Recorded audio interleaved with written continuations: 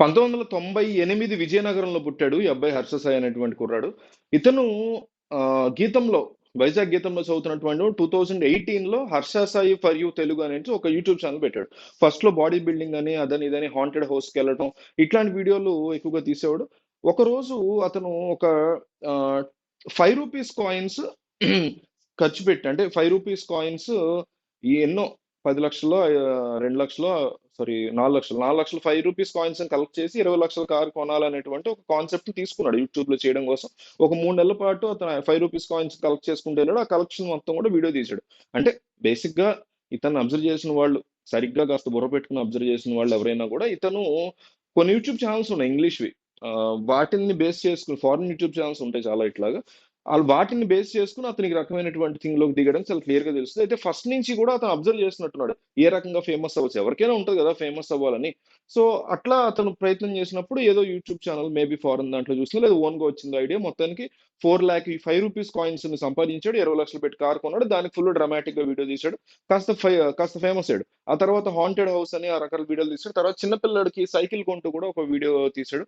ఆ, ఇదంతా చేసుకుంటూ వెళ్ళాడు. అయితే ఒక 8 పీపుల్ ఆఫ్ ఫ్యామిలీకి హెల్ప్ చేయాలనేటువంటి కాన్సెప్ట్ తో ఒక వీడియో తీశాడు. అది కూడా ఫుల్లీ డ్రమాటిక్ గా తీశాడు. డ్రమాటిక్ అంటే దాని గురించి ఆవేశపడిపోకలు. డ్రమాటిక్ అంటే ఏంటంటే నాటకీయంగా, నాటకీయం అంటే నాటకం ఆడడం అని కాదు, ఏదైనా థింగ్ ని కాస్త డిఫరెంట్ యాంగిల్లో ఎక్సైటింగ్ గా చూపించడాన్ని నాటకీయం డ్రమాటిక్ అంటాం. అంతేగాని డ్రమాటిక్ గా ఒకటి చేశాడు రా, లేకపోతే ఈ అమ్మాయి ఇలా చేసింది అంటే డ్రామాలు ఆడుతున్నారని కాదు అది.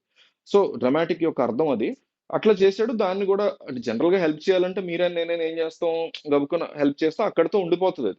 కొంతమంది దాన్ని పోస్ట్ చేస్తారు, కొంతమంది ఇట్లా డ్రమాటిక్ గా చూపిస్తారు. ఒక్కొక్కరి స్టైల్ అదేం తప్పు కాదు.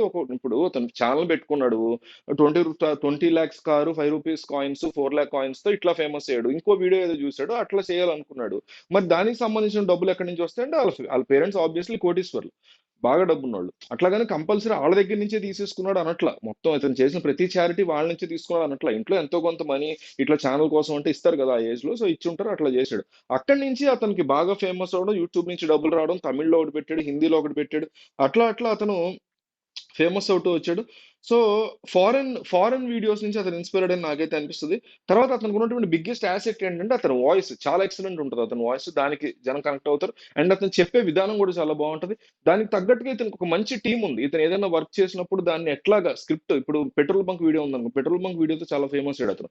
పెట్రోల్ బంక్ వీడియో ఉందనుకోండి, దాన్ని ఒక రకమైనటువంటి స్క్రిప్ట్ రాసుకుంటాడు. తను ఒక రోజు కార్లో వెళ్తుంటే తను ఎవరో కలిశారని, అట్లా జరిగిందని అతను చారిటీ ఫేక్ చేసాడని నేను అనట్లా. ఈ కైండ్ ఆఫ్ థింగ్ అంతా స్క్రిప్టెడ్. ఆబ్వియస్లీ స్క్రిప్టెడ్ అంటే ఫేక్ కాదు ఎప్పుడు. స్క్రిప్టెడ్ వేరు, అబద్ధం వేరు, చారిటీ వేరు. ఈ మూడు డిఫరెంట్ థింగ్స్ గా చూడాలి. హర్ష సాయిని అభిమానించే వాళ్ళు, ఇష్టపడే వాళ్ళు ఎవరన్నా కింద ఆవేశపడతారేమో అని చెప్తున్నా. స్క్రిప్టెడ్ వేరు. స్క్రిప్టెడ్ అంటే ఒక పని మనం చేయాలనుకున్నప్పుడు దానికి జాగ్రత్తగా ముందే అనుకుని వెళ్ళటం. ఫేక్ అంటే ఏంటంటే మనం చెయ్యని దాన్ని చేసినట్టు చూపించుకోవటం. చారిటీ ఏంటంటే చారిటీలో మళ్ళీ నిజమా అబద్ధం అనే ఉంటే అది వేరు. సో ఇక చారిటీ గురించి మాట్లా స్క్రిప్టెడ్. దీన్ని పండించాలి. ఈ సీన్ ని పండించాలంటే ఎట్లాగా, ఒక సినిమాలో ఒక సీన్ పండించాలి అంటే రియల్ లైఫ్ లో కూడా దాన్ని పండించాలనే ప్రయత్నం ఇట్లాంటి వాళ్ళు చేస్తుంటారు, చేశాడు. సో పెట్రోల్ బంక్ ఉందనుకోండి, దానికోసం అతను కార్లో వెళ్తున్నట్టు ఒక రోజు పెట్రోల్ బంక్ ఇక్కడ పెట్రోల్ అయిపోయింది అన్నాను ఎవరో బాధపడినట్టు, తర్వాత రోజు పెట్రోల్ బంక్ ఓపెన్ చేసినట్టు, అక్కడ గేమ్స్ ఆడిచ్చినట్టు, డబ్బులు ఇచ్చినట్టు, ఇచ్చినట్టు అంటే ఇచ్చే ఉంటాడు కాదంట్లా. సో ఇదంతా కూడా ఒక స్క్రిప్ట్. దానికి తగ్గట్టు డ్రోన్ కెమెరాలు పడటం, ఇదంతా వీడియోస్ కోసం, వ్యూస్ కోసం. దాంట్లోంచి వచ్చిన డబ్బుల్ని హెల్ప్ చేశాడా, మళ్ళీ ఆ డబ్బుల్ని ఏం చేశాడు, అవన్నీ మనం దాని గురించి మాట్లాడలేదు. జస్ట్ ఒక రకమైనటువంటి బ్రెయిన్ అతన్ని ఒక సినిమాటిక్ థింగ్ గా దీన్ని చూపిస్తే దాని వల్ల వ్యూస్ వస్తాయి కదా అనేటువంటి ఉద్దేశంతో చేస్తున్నాడు. ఏం తప్పు అనట్లా. దాన్ని కూడా ఫారెన్ వీడియోస్ నుంచి ఇన్స్పైర్ అయి ఉంటాడు అతను కంపల్సరీగా అనేసి చెప్తున్నా చాలా స్ట్రాంగ్ గా. అయితే ఇతను ఫుల్ఫిల్లింగ్ డ్రీమ్స్ అనేటువంటి 8 పీపుల్ అనేటువంటి వీడియో ద్వారా బాగా ఫేమస్ అయ్యాడు. ఆ తర్వాత పెట్రోల్ బంక్ వీడియో, ఇవన్నీ మనకు తెలుసు. అయితే ఇతను పంచిపెట్టేటువంటి డబ్బులు, పెట్రోల్ బంక్ కావచ్చు, ఫ్యామిలీస్ కావచ్చు, కొంత అంటే వన్స్ అండ్ ఫర్ ఆల్ అతను డబ్బులు ఖర్చు గురించి చెప్పేస్తాను అబ్బా, క్లారిటీ ఓకేనా. అతను ఎన్నో డబ్బులు బాగా విపరీతంగా ఖర్చు పెట్టాడు. ఈ జనాలు పెట్రోల్ బంక్ అని అదని ఇదని బాగా పెట్టాడు ఖర్చు. అయితే దీనికి డిఫరెంట్ యాంగిల్స్, డిఫరెంట్ వెర్షన్స్ ఉన్నాయి. ఏది కరెక్ట్ ఎవరికి తెలియదు. First of all different versions, different angles చెప్తా. ఒకటి, ఇతను కోటీశ్వరుడు పిల్లడు కాబట్టి ఇంటి దగ్గర నుంచి పట్టుకొచ్చి వ్యూస్ కోసం చేశాడు అనేది ఒకటి. అందులో కూడా మళ్ళీ లేదా ఇన్వెస్ట్మెంట్ లాగా తెచ్చుకుని చేశాడు అనేది ఒకటి. రెండోది ఏంటంటే ఇప్పుడు ఫర్ ఎగ్జాంపుల్ ఒక 50,000 ఇచ్చినట్టు 500 ఇచ్చి కూడా మనం పెర్ఫామ్ చేయించవచ్చు. అట్లా చేసే వాళ్ళు కూడా ఉంటారు. అట్లాంటిదన్నా అయ్యి ఉండొచ్చు. రెండు. మూడోది, అతను యూట్యూబ్ లో భయంకరంగా వ్యూస్ వస్తాయి కూడా, అందుద్వారా చేసి ఉండొచ్చు. నాలుగు, అతనికి ఆల్రెడీ ఫేమస్ అయ్యాడు కాబట్టి నలుగురి దగ్గర తీసుకుని హెల్ప్ చేయాలనే ఉద్దేశంతో చారిటీ లాగా చేసి ఉండొచ్చు.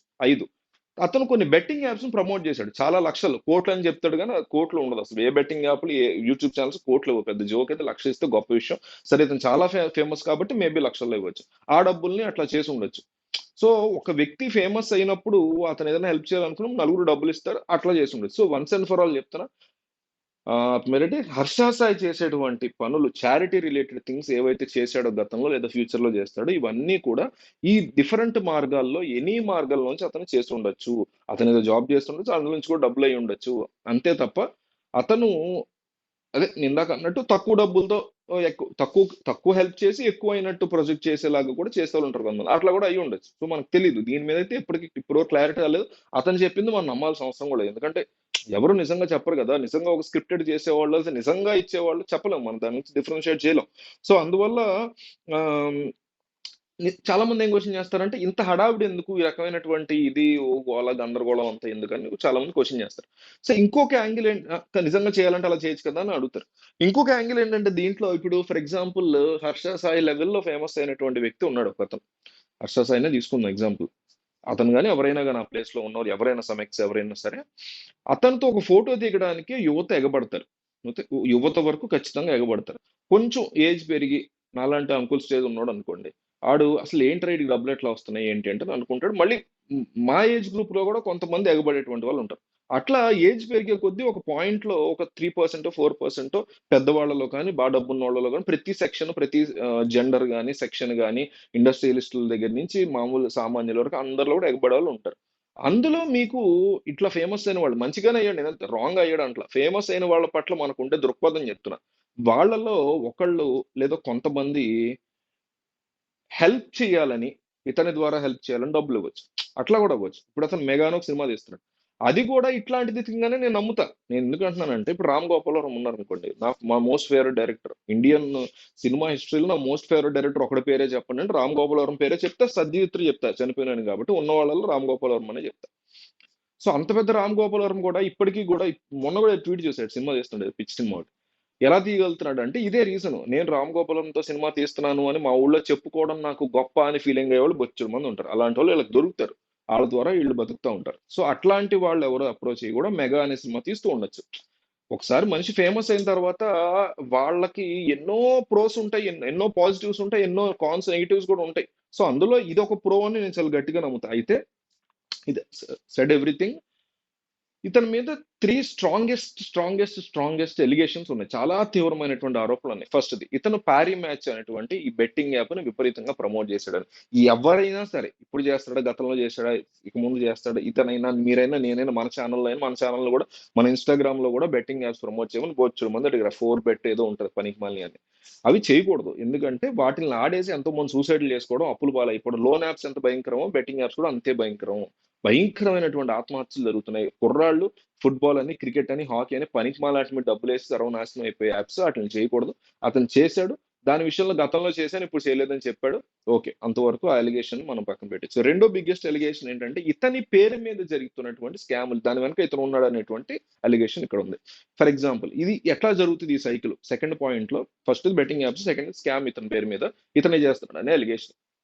ఫర్ ఎగ్జాంపుల్ ఇప్పుడు ఇతను ఒక ఫ్యామిలీకి హెల్ప్ చేసినటువంటి వీడియో ఉంది. ఓకేనా. ఇట్స్ 9 ఫ్యామిలీస్ అనండి. చాలా మందికి హెల్ప్ చేసాడు అతను.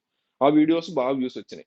ఇప్పుడు ఒక వీడియో మీద 20,000,000 వ్యూస్ వచ్చాయి. అంటే 20,000,000 పోనీ 10,000,000 ఏసుకోండి. అంటే 1,00,00,000 మంది చూసారు. 10,000,000 అంటే 1,00,00,000 మంది కదా! 1,00,00,000 మంది చూసారు. 1,00,00,000 మంది చూసినప్పుడు అందులో నేను ఒక వ్యక్తిని, చూసిన వ్యక్తిని. మా ఇంట్లో ఫాదర్‌కో, మదర్‌కో ఎవరికో చాలా సీరియస్ కండిషన్, తగ్గనటువంటి కండిషన్, డబ్బులు లేని ఇబ్బంది పడుతుంది. చూసా ఆ వీడియో.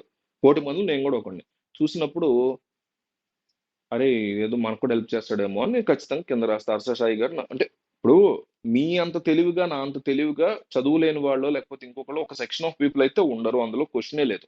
మీరంత తెలివిగా అలా ఎట్లా ఉంటారు అని పిచ్చి నా కొడుకుల్లా మాటొద్దు. బోలెడు మంది ఉన్నారు కాబట్టి ఈరోజు ఎన్నో ఆత్మహత్యలు జరుగుతున్నాయి. లేకపోతే మీకు మ్యాట్రిమోనీకి సంబంధించి అబ్బా! చదువు లేనోళ్ళ దాకా ఎందుకబ్బా! ఈ ట్రేడింగ్ అని చెప్పి మోసపోయినోళ్ళు నా ఫ్రెండ్సే బోలెడు మందున్నారు.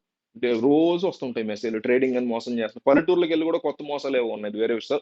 సో, మోసపోయే వాళ్ళు ఉంటనే ఉంటారు. 70 అసలు మోసం చేస్తున్నాం కాబట్టే కదా! నరేంద్ర మోడీ, రాహుల్ గాంధీలు, చంద్రబాబు, పవన్ కళ్యాణ్, జగన్ వీళ్ళందరూ సీఎంలు అవ్వగలుగుతున్నారు. ఇయన్నీ అవ్వగలుగుతున్నారు. అంటే మనల్ని మోసం చేసేవాళ్ళు ఉన్నారు. మనం అవుతున్నాం.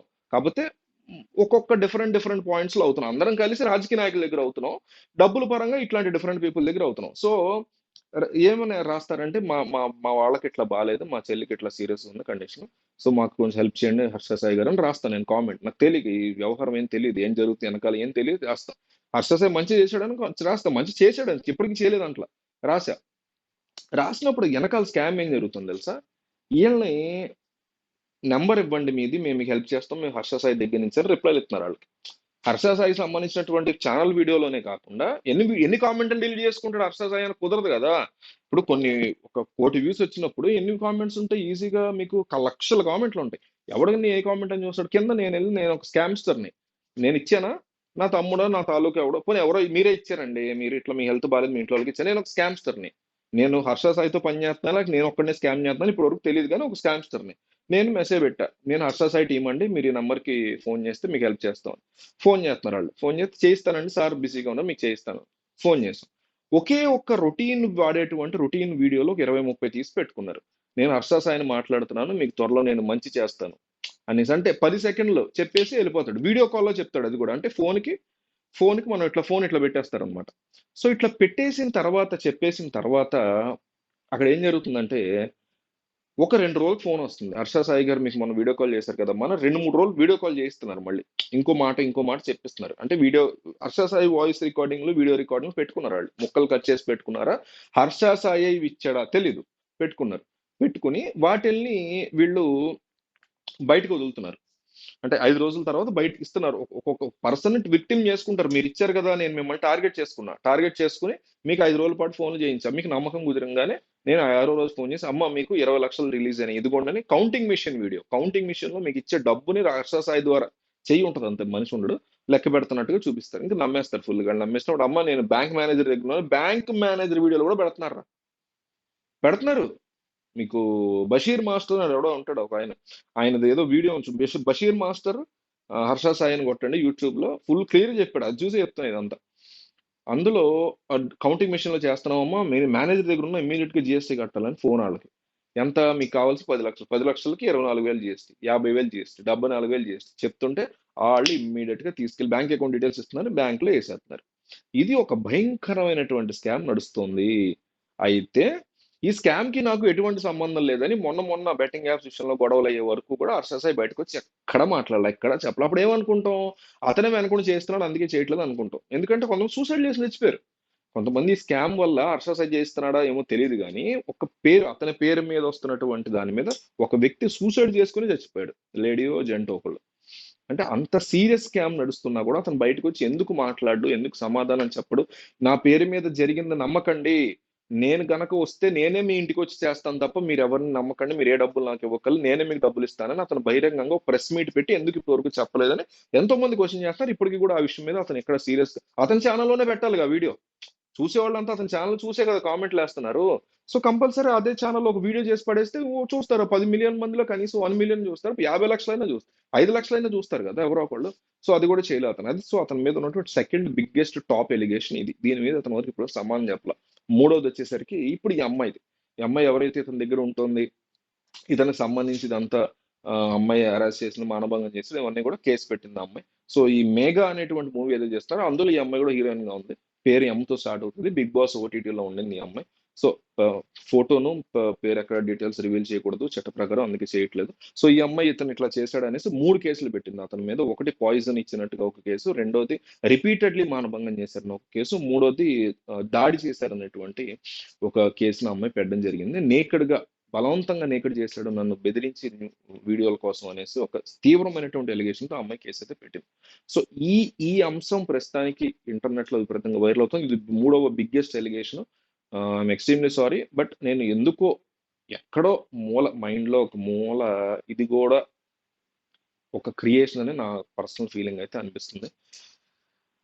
ఫ్యూచర్ లో అది బయటపడుతుంది.